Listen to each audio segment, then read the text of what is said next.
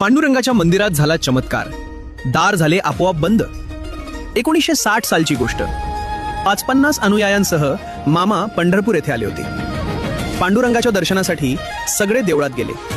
तेवढ्यात बडव्यांनी मामांना विचारलं, आपली माणसं किती? मामा शांतपणे म्हणाले, 50 आहेत.